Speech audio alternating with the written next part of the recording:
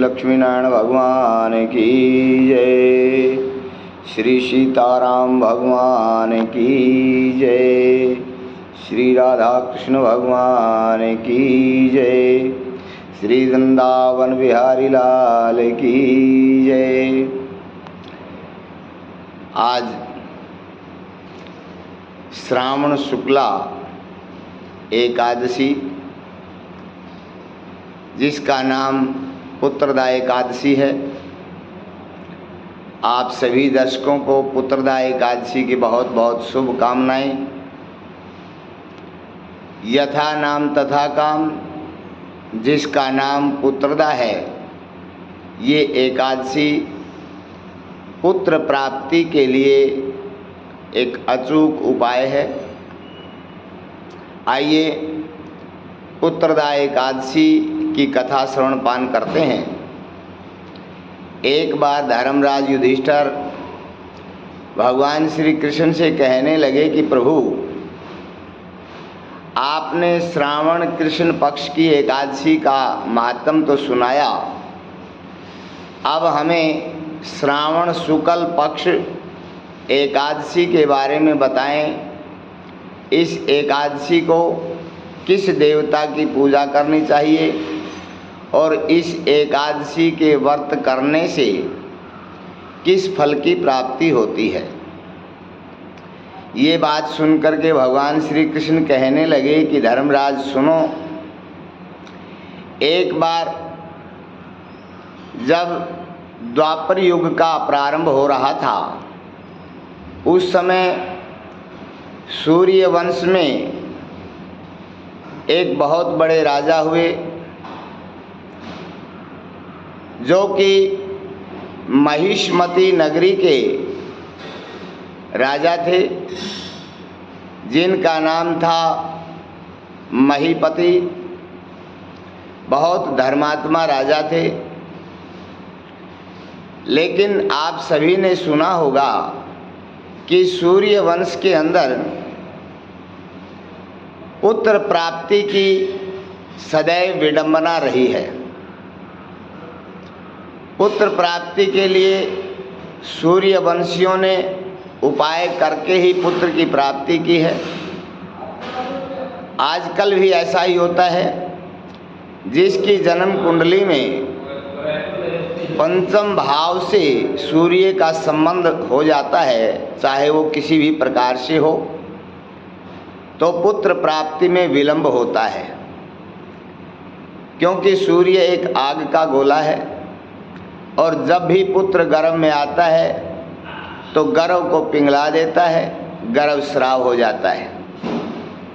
इसलिए जिस किसी जातक की कुंडली में पंचम भाव से सूर्य का संबंध है, तो पुत्र प्राप्ति के लिए उसको उपाय करना चाहिए। भगवान श्री कृष्ण ने भी धर्मराज युधिष्ठिर से यही कहा कि सूर्यवंशी राजा बहुत धर्मात्मा था, पुत्रवत प्रजा की पालना करता था, सबको एक दृष्टि से देखता था, समय समय पर यज्ञ हवन पूजा पाठ धर्म कर्म उसके राज्य में चलते रहते थे। किसी प्रकार का पाप उस राज्य में नहीं था, कोई अनिष्ट कार्य नहीं होता था, सारी प्रजा सुखी थी। लेकिन दुर्भाग्य से राजा के कोई संतान नहीं थी, जिसको लेकर के राजा बड़ा दुखी होता था, चिंतित रहता था। राजा वृद्धावस्था को प्राप्त हो रहा था, मन में बड़ी खिन्नता थी। एक बार राजा ने अपने मंत्रियों को, अपने राजज्योतिषियों को एकत्रित किया, उनसे मंत्रणा की, विचार विमर्श किया कि मैंने आजीवन अपने राज्य में कोई भी पाप नहीं किया है, मैं धर्म पूर्वक राज्य की रक्षा और सुरक्षा कर रहा हूँ, मैंने अपने राज्य में किसी के प्रति कोई भेदभाव नहीं किया। लेकिन फिर भी मेरे घर में कोई संतान नहीं है, पुत्र की प्राप्ति नहीं हुई, ये किस पाप का, किस दोष का ये कारण है। इस प्रकार से जैसे ही राजमंत्रियों ने, ब्राह्मणों ने राजा की खिन्नता को देखा, उसके दुख के बारे में जाना, तो सभी दुखी हुए। सभी ब्राह्मणों ने, मंत्रियों ने राजा को आश्वासन दिया कि महाराज आप दुखी न हों, हम आपके दुख की निवृत्ति के लिए कहीं न कहीं से इसका उपाय खोज करके अवश्य लाएंगे, आप हमें आज्ञा दें। राजा की आज्ञा पाकर के राजमंत्री और राजज्योतिषी अनेक स्थानों पर गए, अनेक संत ब्राह्मणों से मिले और इसी क्रम में घूमते घूमते एक ब्रह्मज्ञानी, ब्रह्मनिष्ठ, जो सभी शास्त्र और पुराणों के ज्ञाता थे, लोमस ऋषि के आश्रम में पहुँचे। सभी ने लोमस ऋषि के चरणों में दंडवत प्रणाम किया। लोमस ऋषि बड़े प्रसन्न हुए। ब्राह्मण देवता ने सबको बैठने के लिए आसन दिया, सुस्वागत किया और आने का कारण पूछा। सभी मंत्रियों ने, ब्राह्मणों ने एक ही स्वर से राजा के विचारों को रखा कि महाराज हमारे राजा बड़े धर्मात्मा हैं, यज्ञ हवन पूजा पाठ धर्म कर्म करते रहते हैं, शास्त्रों के अनुसार बताए रास्ते पर चलते हैं, पुत्रवत प्रजा की पालना करते हैं, लेकिन फिर भी उनके कोई संतान नहीं है और संतान को लेकर के वो बड़े दुखी रहते हैं। आप तो ब्रह्मनिष्ठ हैं, ब्रह्मज्ञाता हैं, त्रिकालदर्शी हैं, आप कोई ऐसा उपाय बताइए जिससे हमारे राजा को पुत्र की प्राप्ति हो। ये वचन सुनकर के लोमस ऋषि ने कुछ क्षण के लिए अपने नेत्र बंद किए और ध्यान लगा करके देखा। देख करके सारे वृत्तांत से अवगत हुए और राजमंत्रियों को, ब्राह्मणों को कहने लगे कि देखो, इस जन्म में तो राजा ने कोई भी पाप नहीं किया है, ये धर्म के रास्ते पर चलने वाले धर्मनिष्ठ हैं, लेकिन इसके पूर्व जन्म के पाप के कारण ये इस कष्ट को भोग रहे हैं। पूर्व जन्म में ये एक वैश्य थे, अनेक स्थानों पर इनका व्यापार चलता था, गांव-गांव में इन्होंने व्यापार को फैला रखा था। एक बार किसी कारणवश ज्येष्ठ शुक्ला एकादशी के दिन इसको खाने पीने के लिए न तो कोई अन्न मिला, न कोई जल मिला, भूखा प्यासा भ्रमण करता रहा। रात्रि में भी भूख के कारण परमात्मा को याद करता रहा, परमात्मा का चिंतन करता रहा। प्रातःकालीन फिर ये वैश्य आगे बढ़ा, भूखा प्यासा, चलते चलते दोपहर का समय था, द्वादशी तिथि थी। एक जलाशय दिखाई दिया, जलाशय पर वो वैश्य गया। वहाँ पर एक ताज़ा ब्याई हुई गाय अपनी प्यास बुझाने के लिए जलपान कर रही थी। उसी समय इस वैश्य ने उस जल पीती हुई अर्ध प्यासी गऊ को जल पीते हुए हटा दिया और स्वयं जलपान ग्रहण किया। इस प्रकार से लोमस ऋषि कहने लगे कि एकादशी के व्रत के कारण, रात्रि जागरण के कारण तो ये राजा बना, लेकिन प्यासी गऊ को जल पीने से हटाने के दोष से इसे पुत्रहीन होना पड़ा। इस प्रकार से ये अपने पुत्र न होने का कष्ट भोग रहा है। तो सभी मंत्रियों ने, ब्राह्मणों ने करबद्ध प्रार्थना की कि महाराज, आप तो ब्राह्मण देवता हैं, त्रिकालज्ञ हैं, और ब्राह्मणों के पास तो सभी उपाय होते हैं, और हमें सुना है ब्राह्मणों के मुख से कि पुण्य के प्रभाव से पूर्व जन्म के पाप भी मिट जाते हैं। इसलिए हमें कोई ऐसा पुण्य कर्म बताइए जिससे वो पाप नष्ट हो जाए और हमारे राजा को पुत्र की प्राप्ति हो। ये बात सुनकर के लोमश ऋषि बड़े प्रसन्न हुए और कहने लगे, मैं तुम्हें एक उपाय बताता हूँ। श्रावण मास के शुक्ल पक्ष की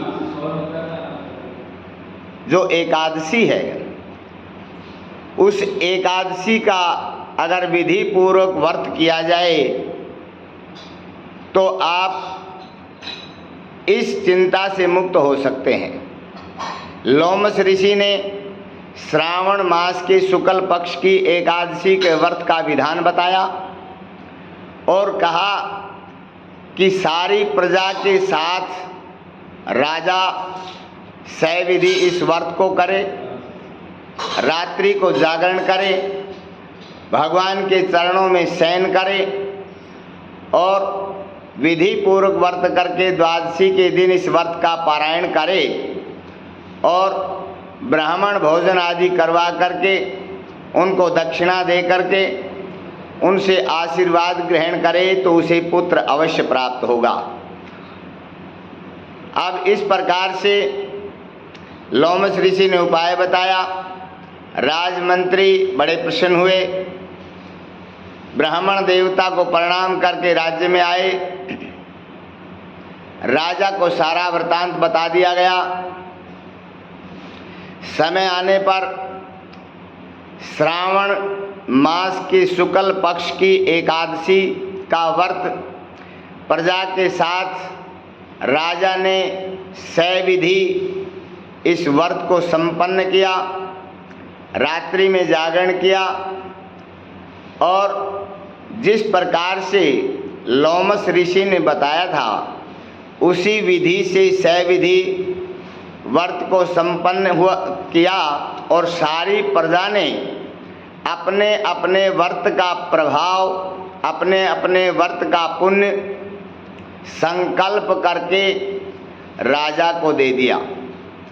उस पुण्य के प्रभाव से पूर्व जन्म का दोष राजा का मिट गया और समय आने पर रानी ने गर्भ धारण किया और 9 महीने के बाद उसे एक सुंदर पुत्र रत्न की प्राप्ति हुई।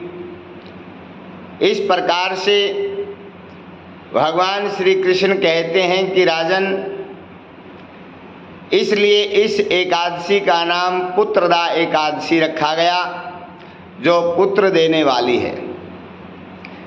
संसार के अंदर जितने भी माता पिता हैं पुत्र की इच्छा करते हैं तो पुत्रदा एकादशी का सविधि व्रत करके अपनी कामना को सिद्ध कर सकते हैं। ये एक अचूक उपाय है, इस उपाय को करना चाहिए। जो भी विधि पूर्वक इस व्रत को करता है उसे पुत्र रत्न की अवश्य प्राप्ति होती है, उसकी हर कामना सिद्ध होती है। इस प्रकार से भगवान श्री कृष्ण कहते हैं, राजन, ये पुत्रदा एकादशी बहुत ही पुण्यदायी पर्व है। सदैव भगवान का स्मरण करते हुए इस एकादशी का व्रत करना चाहिए, जिससे भगवान लक्ष्मी नारायण की विशेष कृपा होती है और भक्त की इच्छा संपूर्ण होती है, उसे मन वांछित फल की प्राप्ति होती है। इस प्रकार से भगवान श्री कृष्ण कहते हैं, राजन, इस पुत्रदा एकादशी के व्रत की कथा को कोई भी सुनता है, कोई भी इस कथा को कहता है, सविधि इसका मनन चिंतन सुमरण करता है, वो जीव इस लोक में और परलोक में हर जगह आनंद ही आनंद प्राप्त करता है और इस लोक में समस्त सुखों को भोग करके परलोक में भगवान श्री हरि के चरणों में सदा सदा के लिए निवास करता है। तो आइए, भगवान श्री कृष्ण ने धर्मराज युधिष्ठिर को ये पुत्रदा एकादशी की व्रत की कथा सुनाई, जो आपने हमारे द्वारा इस कथा का श्रवण पान किया। इस कथा के कहने सुनने से भी सभी मनोकामनाएं पूर्ण होती हैं। बोलिए श्री लक्ष्मीनारायण भगवान की जय। श्रीमन्नारायण नारायण नारायण, श्रीमन्नारायण नारायण नारायण। आइए श्रीमन्नारायण भगवान का जाप करते हुए भगवान के चरणों में समर्पित होते हुए एकाग्र भाव से अपने मन संकल्पित कामना की सिद्धि के लिए सदैव भगवान के चरणों में अपना प्रेम बनाए रखें। अगर आप हमारे नए दर्शक हैं तो हमारे इस चैनल को सब्सक्राइब ज़रूर करें, बेल आइकन को दबाएं, ताकि हर रोज़ नए वीडियो के माध्यम से आपको घर बैठे हर रोज़ नए उपाय आपको प्राप्त होते रहें। यही हमारी दक्षिणा होगी। इस वीडियो को लाइक अवश्य करें, अपने दोस्तों के पास शेयर करें। सदैव आनंदित रहें। जय श्री राम, जय श्री बालाजी। बोलिए श्री लक्ष्मीनारायण भगवान की जय।